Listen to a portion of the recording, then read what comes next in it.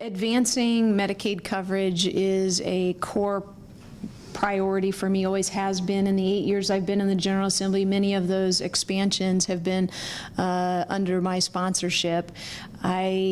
When I first got to Annapolis, I found that there were 100,000 children who were eligible but just didn't know that they qualified for health insurance, and so we pushed forward an initiative I called the Kids First Act. It puts a checkbox on Maryland's tax forms asking families to report if their children have health insurance. And if they're checking a box that they're uninsured, but we can see on the tax forms that the families earn enough money to qualify for coverage, they're now targeted for direct outreach and enrollment to get the kids enrolled.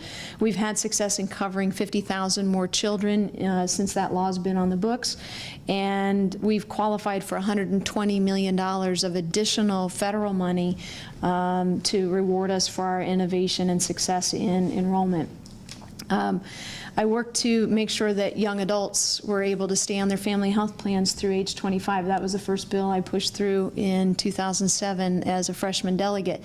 But I didn't want to stop there because foster kids don't have a family plan to rely on.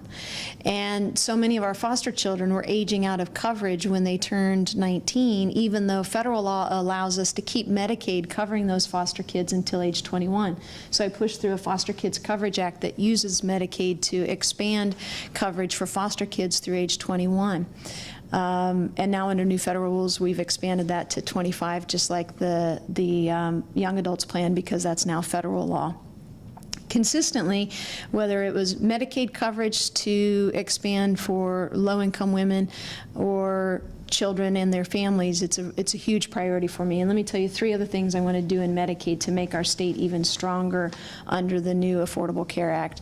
We could be, but aren't currently, allowing families who qualify for food stamps to get automatic enrollment into Medicaid. Federal law allows us to use their income eligibility for one program to automatically guarantee and enroll them in the Medicaid program. The second thing we can do is help low-income families by making their Medicaid eligibility, their income eligibility for Medicaid last for an entire year's calculation of their income. Right now, we make families who are low income recalculate and prove their income every quarter. And if you're a low-income family who's a seasonal worker, one quarter, if your income is just extrapolated to be a year's worth in that quarter, will make you seem like a higher income earner than you are, and your family will fall off coverage, and then you'll get to re-enroll in a future quarter when your earnings went down. We should just give families access to a coverage for an entire year. And we also could allow families to show when income is verified for the children, use that income verification for the parents to get parents automatically enrolled as well.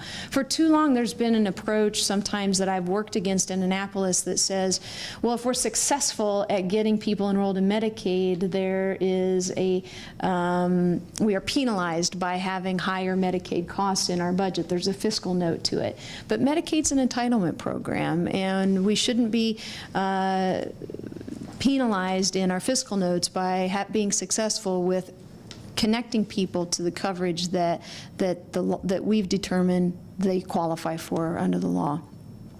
Now, on the question of the Affordable Care Act's implementation for the commercial side, we've done good. We've done very well in covering Medicaid beneficiaries. As a matter of fact, most of the numbers on our Affordable Care Act enrollments have been from transitioning people from our primary adult care program into Medicaid. And we'll keep making advances on the Medicaid side. One of the reasons why I felt very strongly that as we're fixing the approach to the Affordable Care Act, that we still needed a state-based model instead of transitioning to the federal exchange is that the federal exchange hasn't focused on the needs of the Medicaid populations. The states where they only have the federal exchange, many of their Medicaid beneficiaries have fallen through the cracks. But it still remains to be seen exactly how well we're going to be able to implement under the new Connecticut model. I sat in on several of the meetings of the Oversight Board during the General Assembly to determine what kind of transparency could we have in place, what do we know went wrong, and how do we fix it. But but the materials we got were redacted largely. It was really hard to figure out underlying what went wrong. And so Andy, the next governor, is really going to have to get in there, get access to the full amount of details on what went wrong, do a true accounting of what happened and why, and use that accountability as a way to set a pathway for how we make sure it doesn't happen again.